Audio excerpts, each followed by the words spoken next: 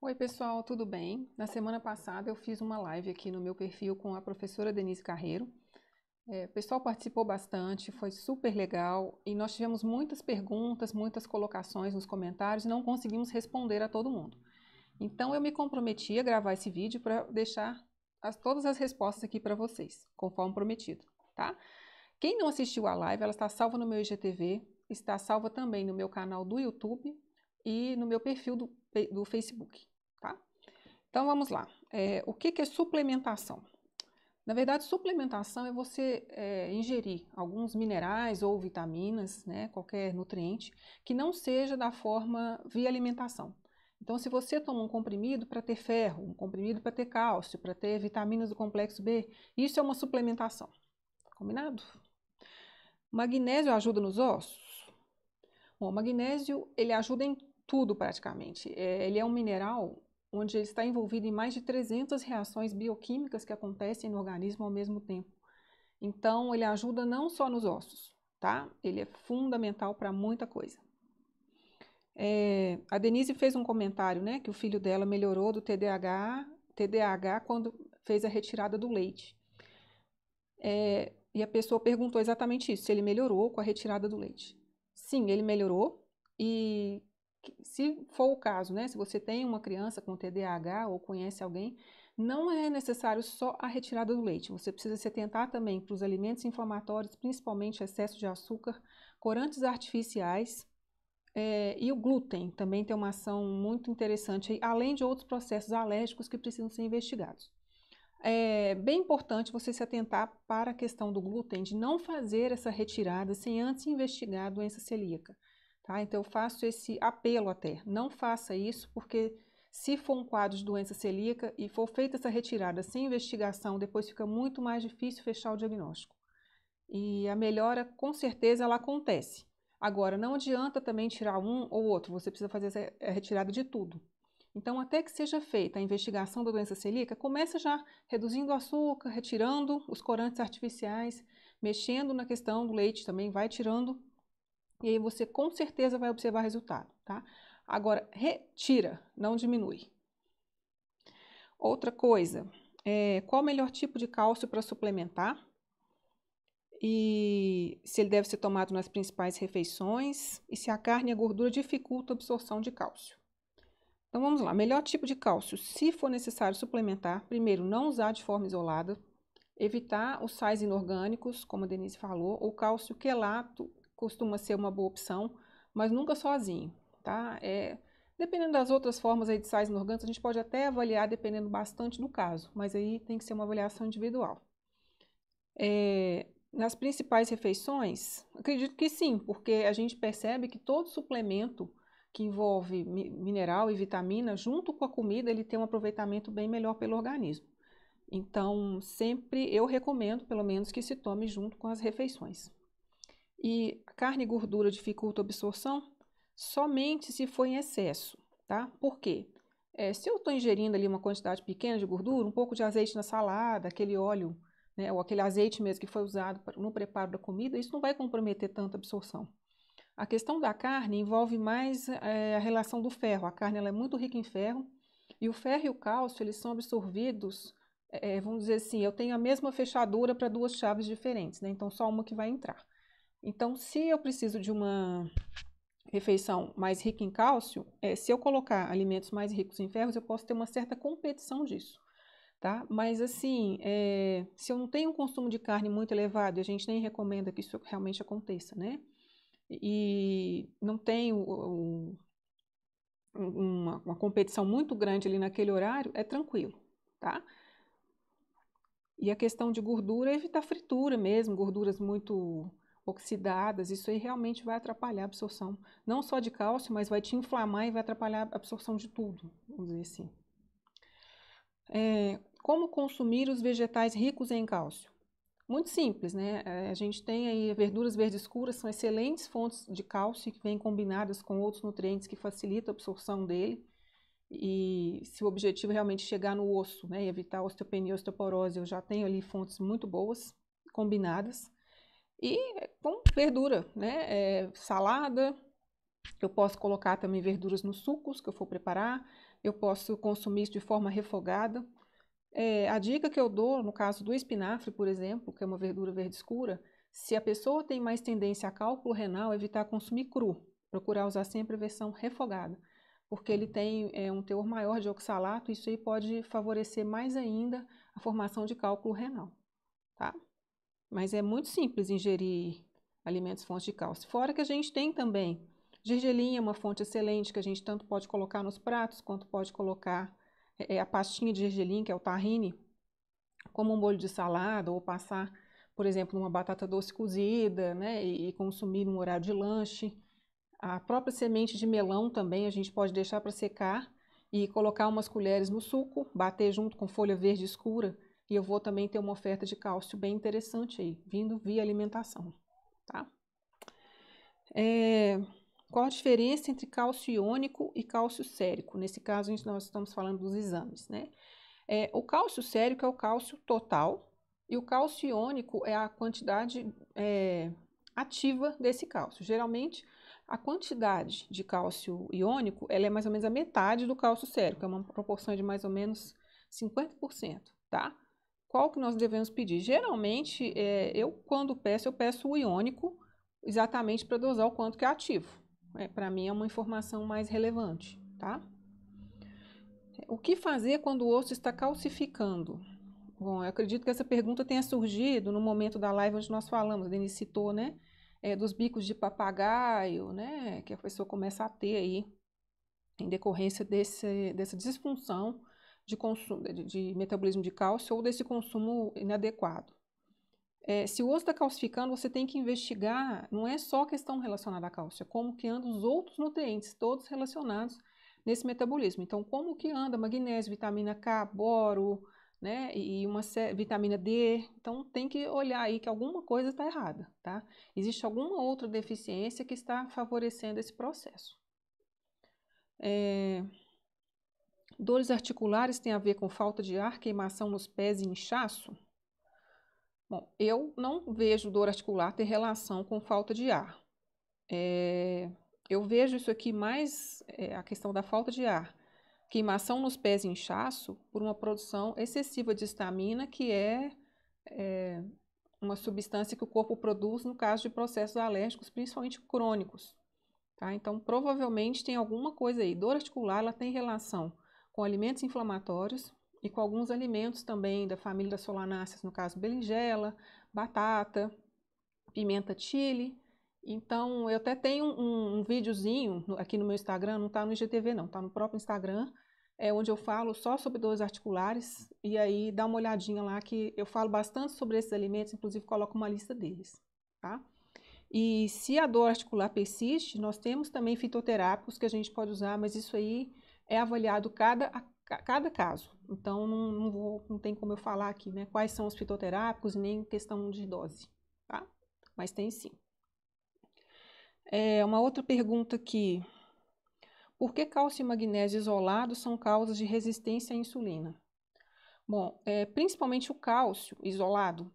Na hora que eu tenho um consumo aumentado de cálcio, eu vou começar a ter mais cálcio dentro da célula.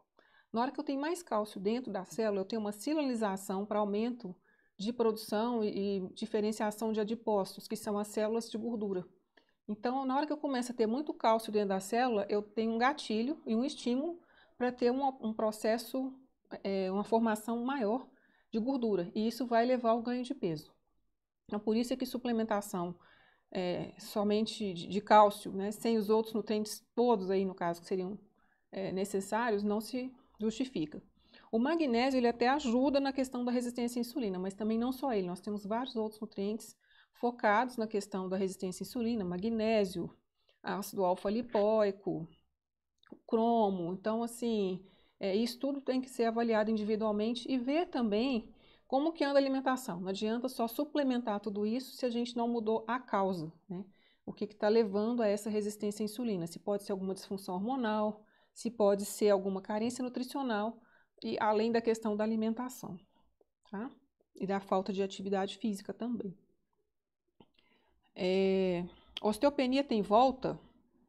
Eu sempre acredito que sim, né? Eu não gosto de decretos, né? Assim, isso aqui vai ser para o resto da sua vida. Pode até ser que seja alguma coisa que não tenha cura, mas que tenha controle, que a gente sempre tem que procurar melhorar e ter uma qualidade de vida, fazer o melhor que a gente pode, tá? Então, eu sempre acredito, sim, que tem a volta, né? E trabalho para isso, né? Junto com os pacientes, acho que a gente tem que se unir para fazer esse resultado aparecer. Tenho fibromialgia e dores articulares. Dores articulares eu até falei aqui já, né? Tem vários alimentos aí relacionados.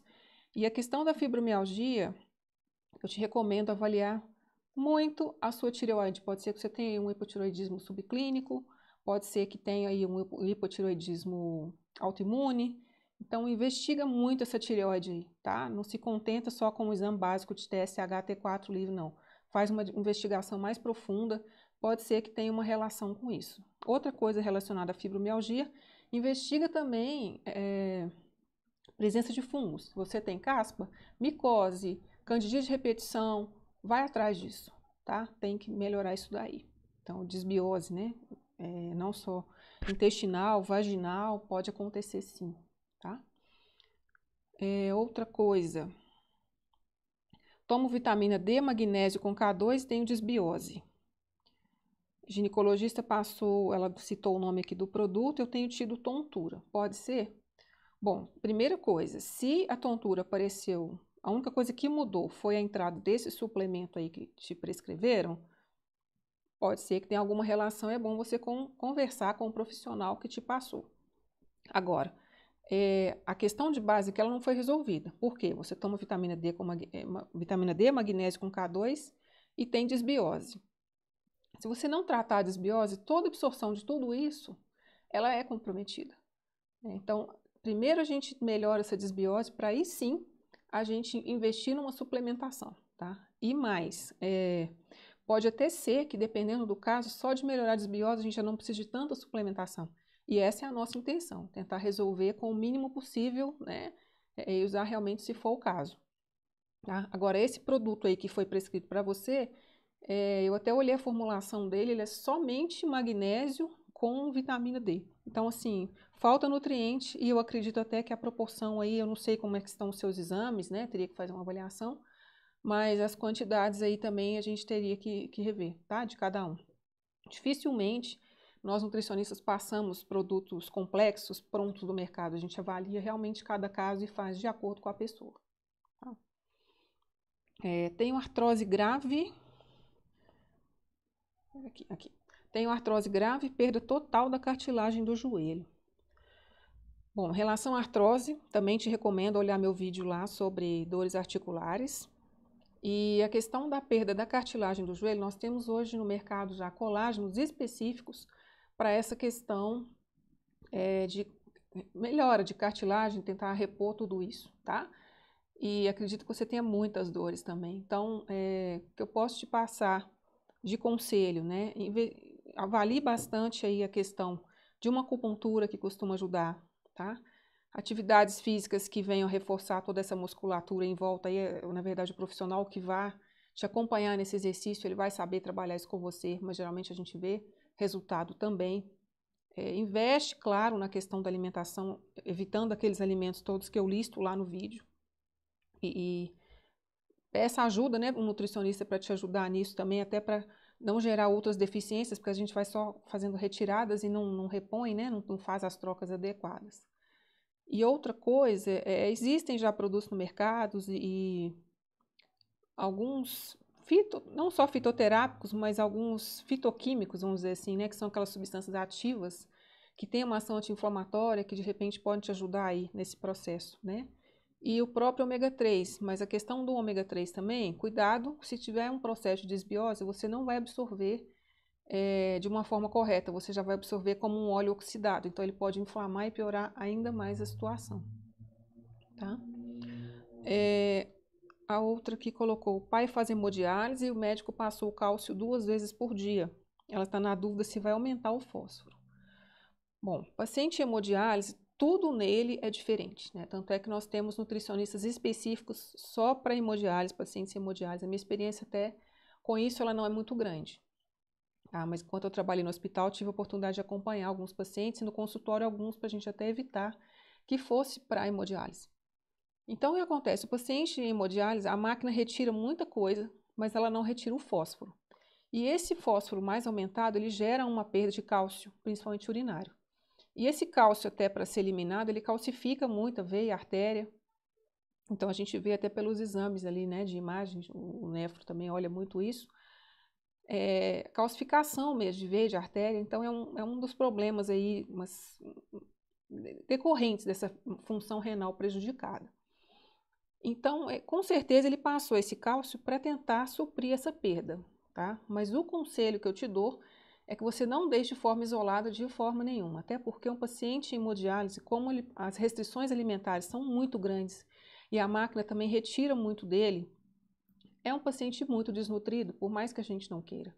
Então, investir numa suplementação com um pouco de tudo aí, né, bem equilibrada, porque é tudo muito delicado, vale a pena, sempre vale a pena, tá?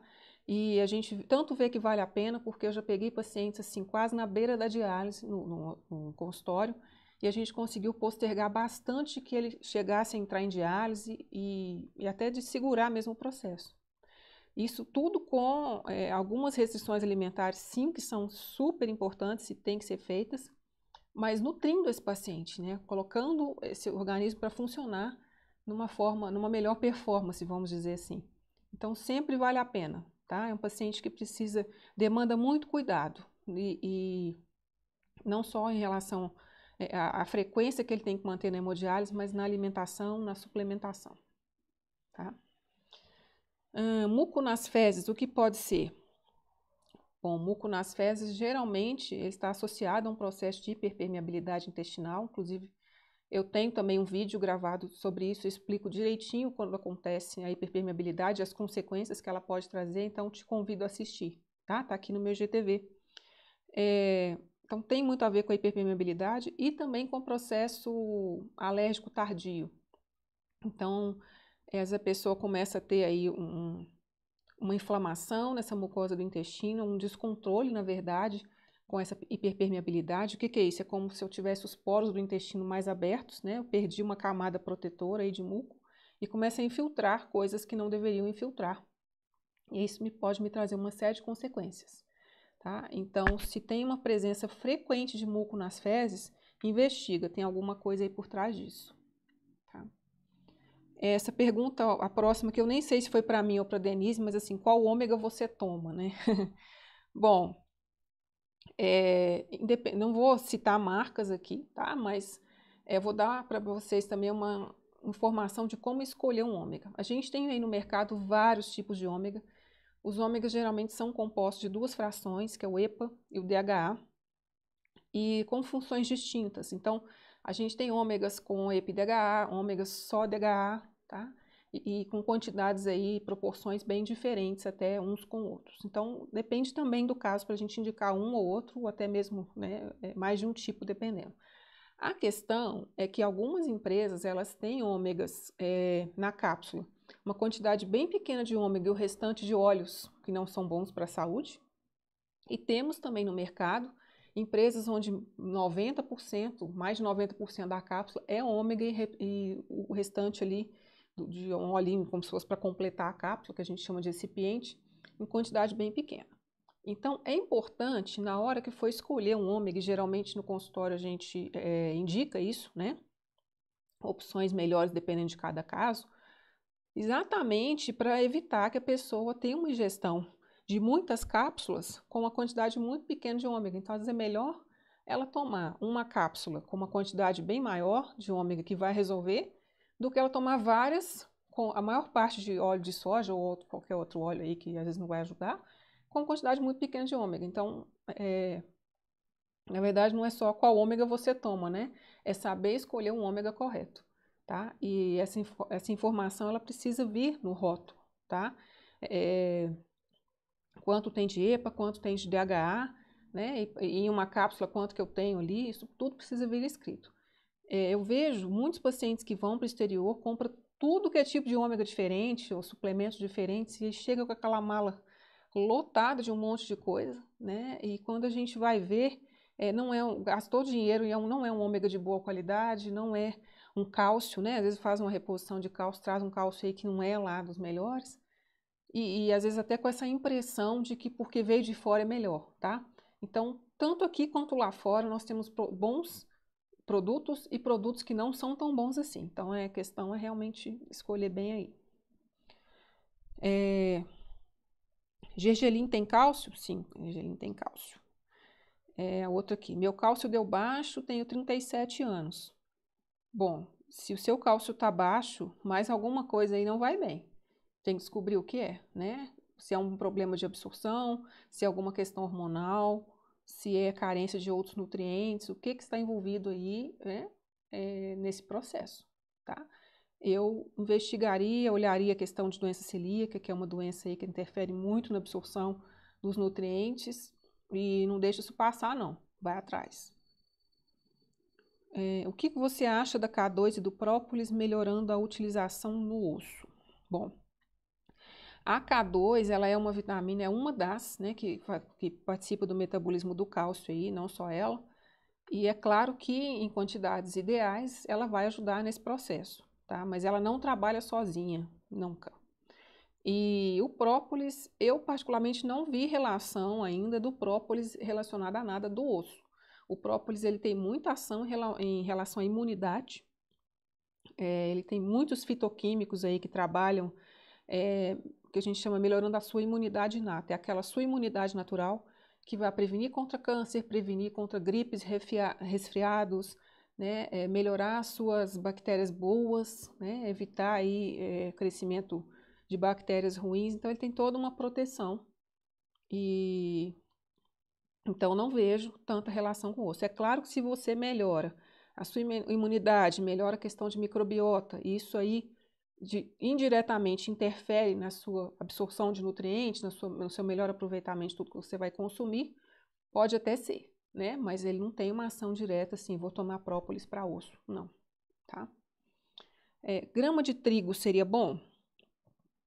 Bom, grama de trigo eu colocaria aí, vamos dizer, junto com as verduras verdes escuras, né? Eu acho que pode ser uma possibilidade, a gente vê o pessoal usando germinados, eles têm um teor aí mais concentrado de nutrientes, né? Porque o germinado ele está ali com toda a força para crescer, então ele tem uma concentração bem grande de nutrientes. Então, se você tem essa possibilidade, é uma boa de consumir. Agora, eu teria cuidado, embora alguns fabricantes até já tenham falado que grama de trigo não teria problema para celíaco, eu já vi problema de grama de trigo com celíaco, tá? Então, eu não recomendo. Então, se você tem doença celíaca ou qualquer sensibilidade ao glúten não celíaca, eu não te recomendo o uso de grama de trigo. Embora na literatura a gente veja que não tenha problema, mas na prática eu vi, tá? Açafrão que dizem ser ótimo me dá tontura.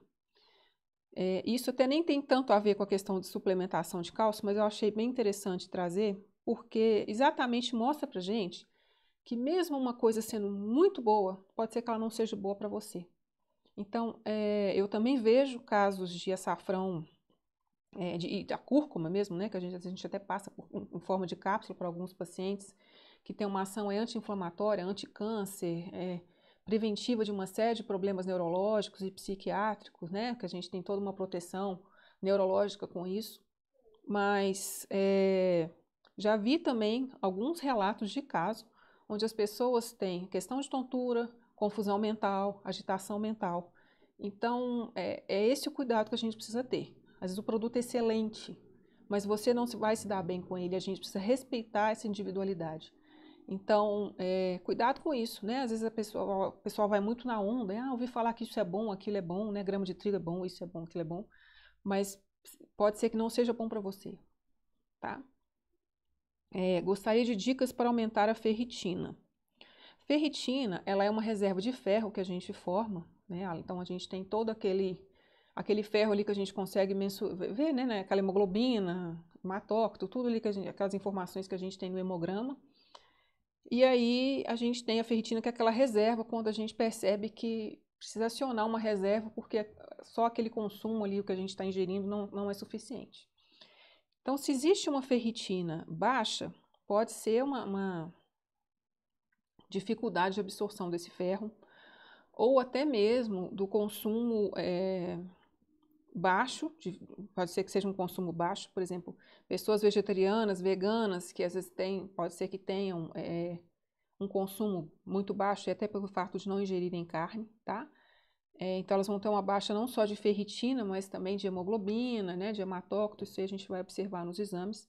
Em alguns casos isso fica um pouco mais baixo, mas se estabiliza, e às vezes a pessoa leva isso numa boa, mas pode ser que a gente precise suplementar. Então, se tem uma ferritina baixa, primeiro, não tome ferro de forma isolada. E ferro também depende muito da forma química, como você vai suplementar.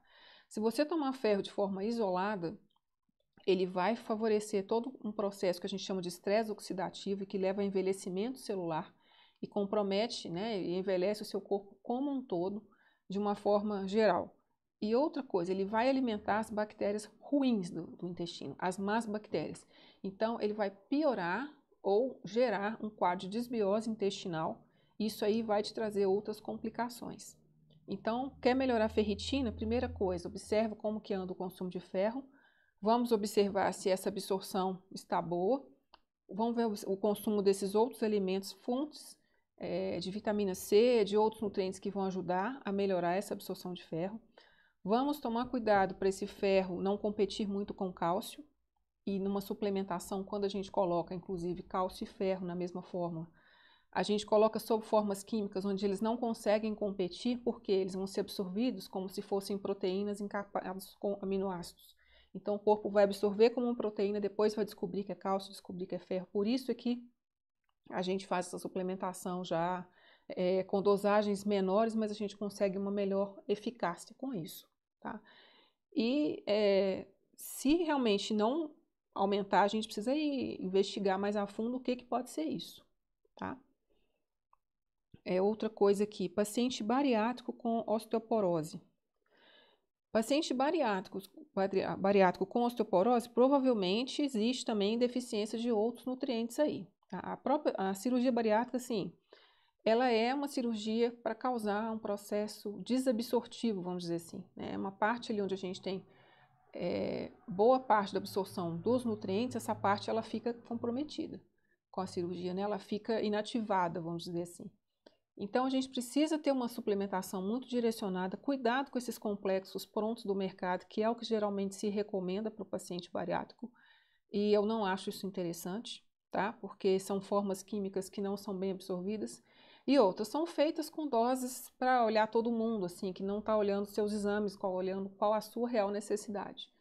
Então, o paciente bariátrico, primeira coisa, se já está com um quadro de osteoporose, a gente precisa investigar e melhorar, né? Não só a alimentação, quanto fazer uma suplementação adequada. E para o bariátrico, gente, a suplementação até então, ela é para o resto da vida, né? Porque é uma cirurgia que ela é para o resto da vida, então a suplementação também vai precisar ser.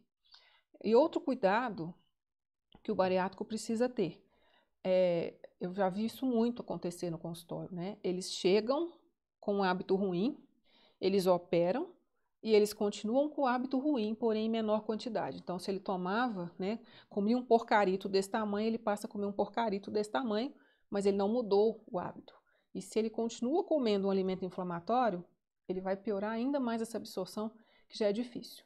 Então, eu costumo orientar até da seguinte forma: você morava num triplex e mudou para um kitnet, tá? Para o kitnet, você só vai poder levar com você o que é importante, o que realmente importa. Então, as porcarias, as tranqueiras, elas precisam ficar para trás. Né? Você vai ter, se você tomou uma decisão de dali para frente, ingerir aquilo que realmente vai ser bom para você e que vai fazer uma diferença boa na sua vida. Aquilo que não é importante, você tem que largar para trás. Né? Então, trabalhe nesse sentido de melhorar a sua alimentação, porque só a suplementação também não vai resolver. Faz uma suplementação combinada, mantenha uma prática de atividade física e, tão importante quanto tudo isso, mantenha a terapia. Tá? A terapia ajuda muito nessa questão desse desapego a certas comidas, de situações que te fizeram comer, né, nessa quantidade, criar todo esse processo inflamatório, todo esse ganho de peso.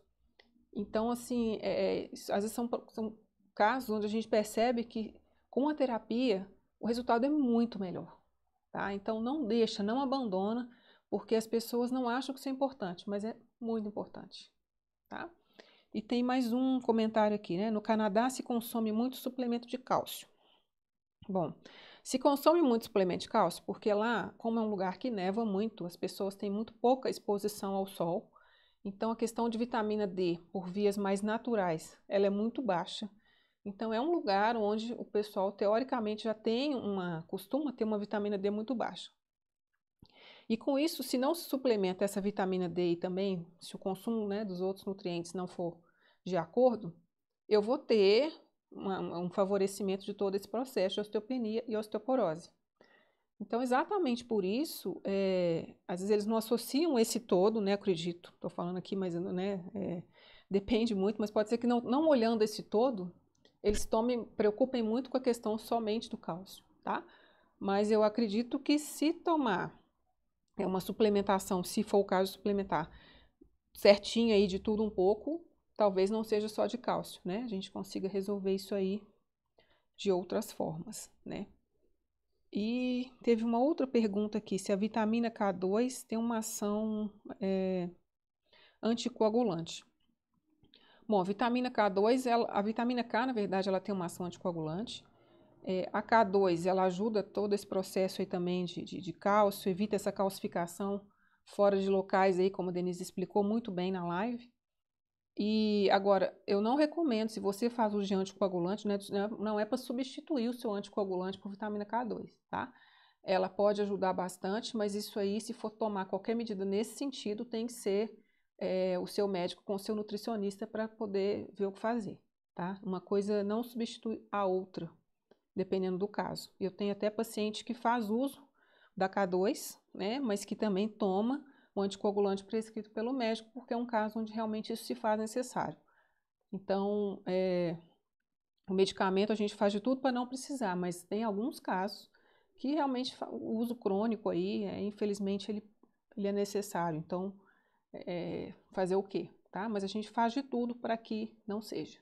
Combinado? Então, é isso, né? Eu agradeço aí a presença de vocês e mais uma vez convido a assistir a live com a Denise que ficou gravada no meu IGTV, tá bom? Até a próxima!